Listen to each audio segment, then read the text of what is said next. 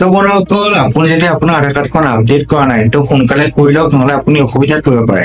আৰু যদি আপুনি ভাবিছে যে আধাৰ কাৰ্ডখন আপডেট কৰিবলৈ আপুনি আধাৰ চেণ্টাৰ যাব লাগিব, পইচা খৰচ কৰিব লাগিব, তো নালাগে। যদি আপোনাৰ মোবাইল নম্বৰটোৰ লিংক আছে, আপুনি আপোনাৰ মোবাইলতে আপোনাৰ আধাৰ কাৰ্ডখন আপডেট আছে নে চাবও পাৰিব, লগতে আপুনি আপডেটো কৰিব পাৰিব। তো আপুনি কিদৰে মোবাইলতে আপোনাৰ আধাৰ কাৰ্ডখন আপডেট কৰিব সকলোখিনি দেখাই যাওঁ। তো ভিডিঅ'টো আৰম্ভ কৰিছো। তো বন্ধুসকল তাৰ কাৰণে আপোনাৰ মোবাইলত যিটো ক্ৰোম ব্ৰাউজাৰ আছে আপুনি অপেন কৰি ল'ব। ওপেন কৰি সাৰ্চ বাৰত সাৰ্চ কৰিব আধাৰ আপডেট।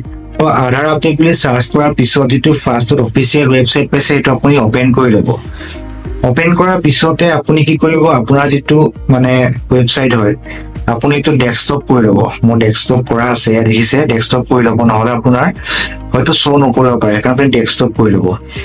তাৰ পিছতে আপুনি ইয়াত দেখিব প্ৰথমতে এটা পাইছে অপচন ডকুমেন্ট আপডেট, এটো আপুনি ক্লিক কৰিব। ক্লিক কৰাৰ পিছত আপুনি ইয়াত দেখাই আছে যে আপোনাৰ আপডেট আহি আছে, এটো আপোনাৰ 14/6/2025 ভিতৰত কৰাবলৈ মানে দি আছে ফ্ৰীকে। মানে এটা আপুনি যদি ইমান তাৰিখৰ আগত কৰে তো আপুনি ফ্ৰীতে কৰিব পাৰিব, আৰু যদি আপুনি ডেট মতে নকৰে তাৰ পিছত আপোনাৰ হয়তো বহুত পইচা ভৰিব লগা হ'ব পাৰে। তো আপোনালোকে সোনকালে চেক কৰি লওক যে আপোনাৰ আধাৰ কাৰ্ডখন আপডেট আছে নে নাই, আৰু আপুনি আপডেট কৰি লওক। তো আপডেট কৰিবৰ কাৰণে যেটো লিখা আছে click to submit, to click কৰিব। ক্লিক কৰাৰ পিছত আপুনি ইয়াত অপচন পাই যাব আপোনাৰ আধাৰ নম্বৰ দিবলৈ। তো মই এটা আধাৰ নম্বৰ দি লৈছো। আধাৰ নম্বৰটো দিয়াৰ পিছত আপুনি ইয়াত যেটো কেপচা দেখিছে আপুনি কেপচাটো দি ল'ব। তো মানে আপুনি কেপচাটো সদায় শুদ্ধকে মাৰিব, নহলে আপোনাৰটো লগইন নহয়।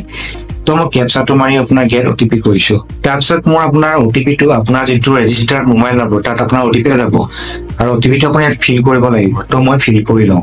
ওটিপিটো দি আপুনি লগইন কৰিব। তো লগইন কৰাৰ পিছত আপুনি ইয়াৰ ওপৰত ডকুমেন্ট এটা আপডেট দিবলৈ দেখাই আছে। তো আপুনি কি কৰিব, যেটো ডকুমেন্টছ আপডেট এটো ক্লিক কৰিব।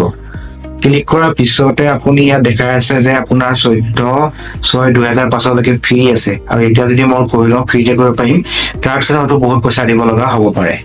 তাৰ কাৰণে আপুনি নেক্সটটো ক্লিক কৰিব। নেক্সট ক্লিক কৰাৰ পিছত আপুনি ইয়াত পাই যাব ডকুমেন্টছ আপডেট কৰিবৰ কাৰণে অপচন পাই যাব। তো আপুনি কি কৰিব, ইয়াত যেটো হিয়াৰ লিখা আছে এটো ক্লিক কৰিব। ক্লিক কৰাৰ পিছত আপুনি ইয়াত দেখিছে আপডেট আধাৰ অনলাইন, এটো আপুনি ক্লিক কৰিব। তো অকণ তললৈ আহিব, দেখিছে প্ৰচেছ টু আপডেট আধাৰ, এটো ক্লিক কৰিব। মানে যিকেইটা দেখিছে ইয়াত অপচন আপোনাৰ শুদ্ধ চিন দিয়া আছে, এইকেইটা আপোনাৰ অলৰেডি আপডেট হৈ আছে। তো তাৰ কাৰণে মই যেটো প্ৰচেছ টু আপডেট আধাৰ এটো ক্লিক কৰিছো। ক্লিক কৰাৰ পিছত আপুনি ইয়াত খালি আপোনাৰ এড্ৰেছটো ইয়াত শুদ্ধকে ভৰাই দিব। ধুনীয়াকে ভৰাই পেলাই অকণ তলত আহিব। তলত আহি আপুনি ইয়াত দেখিব আপুনি মেনুৱেলি ডকুমেন্টছ আপলোড কৰাৰ এটা অপচন পাব, আৰু সিলেক্ট ইয়ৰ সাপোৰ্ট ডকুমেন্টছ টাইপটো ক্লিক কৰি তো বেংকৰ একাউণ্ট দিব পাৰে, আৰু আপুনি কি কি দিব পাৰে, ড্ৰাইভিং লাইসেন্স দিব পাৰে, ইলেক্ট্ৰিচিটি বিল দিব পাৰে, বা গেছৰ কানেকশ্যনৰ বিল দিব পাৰে, পাছপোৰ্ট দিব পাৰে, কিষাণ ফটো পাছপোৰ্ট দিব পাৰে, লাইফ অফ মেডিকেল ইনচুৰ পলিচি, মানে বহুত অপচন আছে আপোনাৰ যি আছে। ফটো আইডি কাৰ্ড মানে আপুনি ভোটাৰ আইডি খনো আপুনি দিব পাৰে। আপুনি খালি এটা অপচন সিলেক্ট কৰিব। সিলেক্ট কৰি আপুনি ওকে কৰিব। কৰি পেলাই আপুনি ইয়াত অপচন পাই যাব আপোনাৰ ডকুমেন্টছটো আপলোড দিয়া। ডকুমেন্টছটো আপলোড কৰি আপুনি নেক্সট কৰিব। নেক্সট কৰাৰ পিছত আপোনাৰ যেটো আধাৰ হয় আধাৰটো আপডেট হৈ যাব।